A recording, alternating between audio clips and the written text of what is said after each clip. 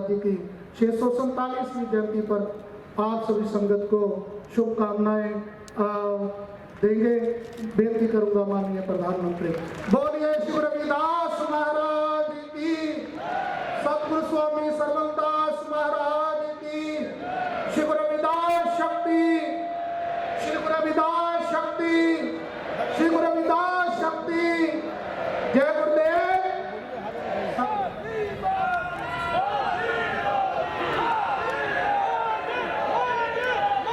जय गुरु रविदास। उत्तर प्रदेश के मुख्यमंत्री योगी आदित्यनाथ जी पूरे भारत से यहां पधारे सम्मानित संतजन, भक्तगण और मेरे भाइयों एवं बहनों, आप सभी का मैं गुरु रविदास जी जन्म जयंती के पावन अवसर पर उनकी जन्मभूमि में स्वागत करता हूं। आप सब रविदास जी की जयंती के पर्व पर इतनी दूर से यहां आते हैं। खासकर मेरे पंजाब से इतने भाई बहन आते हैं कि बनारस खुद भी मिनी पंजाब जैसा लगने लगता है। ये सब संत रविदास जी की कृपा से ही संभव होता है। मुझे भी रविदास जी बार बार अपनी जन्मभूमि पर बुलाते हैं। मुझे उनके संकल्पों को आगे बढ़ाने का मौका मिलता है। उनके लाखों अनुयायियों की सेवा का अवसर मिलता है। गुरु के जन्म तीर्थ पर उनके सब अनुयायियों की सेवा करना मेरे लिए किसी सौभाग्य से कम नहीं है। और भाइयों बहनों, यहाँ के सांसद होने के नाते, काशी का जनप्रतिनिधि होने के नाते मेरी विशेष जिम्मेदारी भी बनती है। मैं बनारस में आप सबका स्वागत भी करूं और आप सबकी सुविधाओं का खास ख्याल भी रखूं, ये मेरा दायित्व भी है। मुझे खुशी है कि आज इस पावन दिन मुझे अपने इन दायित्वों को पूरा करने का अवसर मिला। आज बनारस के विकास के लिए सैकड़ों करोड़ रुपयों के विकास परियोजना का लोकार्पण और शिलान्यास होने जा रहा है। इससे यहां आने वाले श्रद्धालुओं की यात्रा और सुखद और सरल होगी। साथ ही संत रविदास जी की जन्मस्थली के विकास के लिए भी कई करोड़ रुपयों की योजनाओं का लोकार्पण हुआ है। मंदिर और मंदिर क्षेत्र का विकास, मंदिर तक आने वाली सड़कों का निर्माण, इंटरलॉकिंग और ड्रेनेज का काम, भक्तों के लिए सत्संग और साधना करने के लिए, प्रसाद ग्रहण करने के लिए अलग अलग व्यवस्थाओं का निर्माण, इन सब से आप सब लाखों भक्तों को सुविधा होगी। माघी पूर्णिमा की यात्रा में श्रद्धालुओं को आध्यात्मिक सुख तो मिलेगा ही, उन्हें कई परेशानियों से भी छुटकारा मिलेगा। आज मुझे संत रविदास जी की नई प्रतिमा के लोकार्पण का भी सौभाग्य मिला है। संत रविदास म्यूजियम की आधारशिला भी आज रखी गई है। मैं आप सभी को इन विकास कार्यों की अनेक शुभकामनाएं देता हूं। मैं देश और दुनिया भर के सभी श्रद्धालुओं को संत रविदास जी की जन्म जयंती और माघी पूर्णिमा की हार्दिक बधाई देता हूं। साथियों, आज महान संत और समाज सुधारक गाडगे बाबा की जयंती भी है। गाडगे बाबा ने संत रविदास की तरह ही समाज को रूढ़ियों से निकालने के लिए, दलितों वंचितों के कल्याण के लिए बहुत काम किया। खुद बाबा साहब आंबेडकर उनके बहुत बड़े प्रशंसक थे। गाडगे बाबा भी बाबा साहब से बहुत प्रभावित रहे। आज इस अवसर पर मैं गाडगे बाबा के चरणों में भी श्रद्धापूर्वक नमन करता हूं। साथियों, अभी मंच पर आने से पहले मैं संत रविदास जी की मूर्ति पर पुष्प अर्पित करने, उन्हें प्रणाम करने भी गया। इस दौरान मेरा मन जितनी श्रद्धा से भरा था, उतनी ही कृतज्ञता से भी भीतर महसूस कर रहा था। वर्षों पहले भी जब मैं न राजनीति में था, न किसी पद पर था, तब भी संत रविदास जी की शिक्षाओं से मुझे मार्गदर्शन मिलता। मेरे मन में ये भावना होती थी कि मुझे रविदास जी की सेवा का अवसर मिले। और आज काशी ही नहीं, देश की दूसरी जगहों पर भी संत रविदास से जुड़े संकल्पों को पूरा किया जा रहा है। रविदास जी की शिक्षाओं को प्रसारित करने के लिए नए केंद्रों की स्थापना भी हो रही है।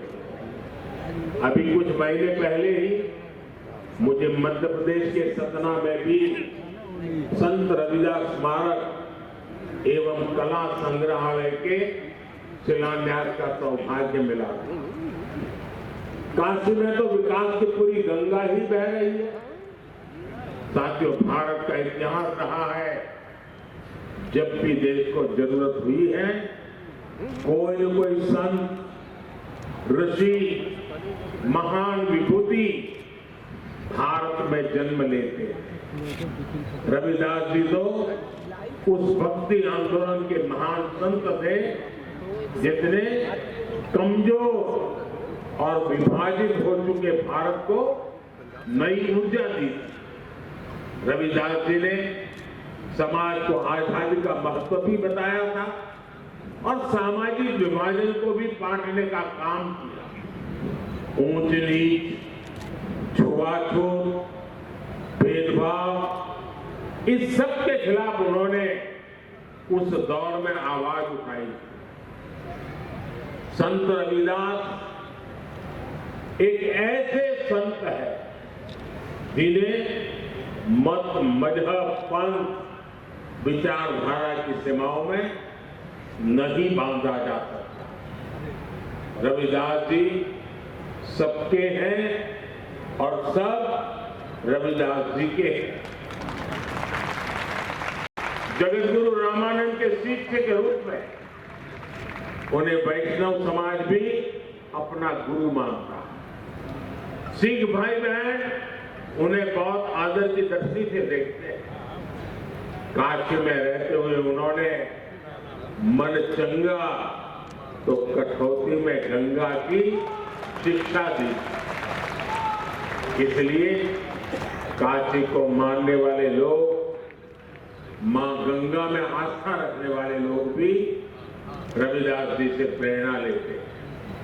मुझे खुशी है कि आज हमारी सरकार रविदास जी के विचारों को ही आगे बढ़ा रही है। भाजपा सरकार सबकी, भाजपा सरकार की योजनाएं सबके लिए, सबका साथ, सबका विकास, सबका विश्वास और सबका प्रयास, ये मंत्र आज 140 करोड़ देशवासियों से जुड़ने का मंत्र बन गया है। साथियों, रविदास जी ने समता और समरसता की शिक्षा भी दी और हमेशा दलितों, वंचितों की विशेष रूप से चिंता भी की। समानता, वंचित समाज को प्राथमिकता देने से ही आती। इसलिए जो लोग, जो वर्ग विकास की मुख्य धारा से जितना ज्यादा दूर रह गए पिछले 10 वर्षों में, उन्हें ही केंद्र में रखकर काम हुआ है। पहले जिस गरीब को सबसे आखिरी समझा जाता था, सबसे छोटा कहा जाता था, आज सबसे बड़ी योजनाएं उसी के लिए बनी है। इन योजनाओं का दुनिया में सबसे बड़ी सरकारी योजनाएं कहा जा रहा है। आप देखिए, कोरोना की इतनी बड़ी मुश्किल आई, हमने 80 करोड़ गरीबों को मुफ्त राशन की योजना चलाई। कोरोना के बाद भी हमने मुफ्त राशन देना बंद नहीं किया, क्योंकि हम चाहते हैं कि जो गरीब अपने पैरों पर खड़ा हुआ है वो लंबी दूरी तय करे, उस पर अतिरिक्त बोझ न आए। ऐसी योजना इतने बड़े पैमाने पर दुनिया के किसी भी देश में नहीं है। हमने स्वच्छ भारत अभियान चलाया, देश के हर गांव में हर परिवार के लिए मुफ्त शौचालय बनाया। इसका लाभ सबसे ज्यादा दलित, पिछड़े हमारे परिवारों को, खासकर हमारे एससी, एसटी, ओबीसी माताओं बहनों को हुआ। इन्हें ही सबसे ज्यादा खुले में शौच के लिए जाना पड़ता था, परेशानियां उठानी पड़ती थी। आज देश के गांव-गांव तक साफ पानी पहुंचाने के लिए जल जीवन मिशन चल रहा है। 5 वर्षों से भी कम समय में 11 करोड़ से ज्यादा घरों तक पाइप से पानी पहुंचाया गया है। करोड़ों गरीबों को मुफ्त इलाज के लिए आयुष्मान कार्ड मिला है। उन्हें पहली बार ये हौसला मिला है कि अगर बीमारी आ भी गई तो इलाज के अभाव में जिंदगी खत्म नहीं हुई। इसी तरह जन-धन खातों से गरीब को बैंक जाने का अधिकार मिला है। इन्हीं बैंक खातों में सरकार सीधे पैसा भेजती है।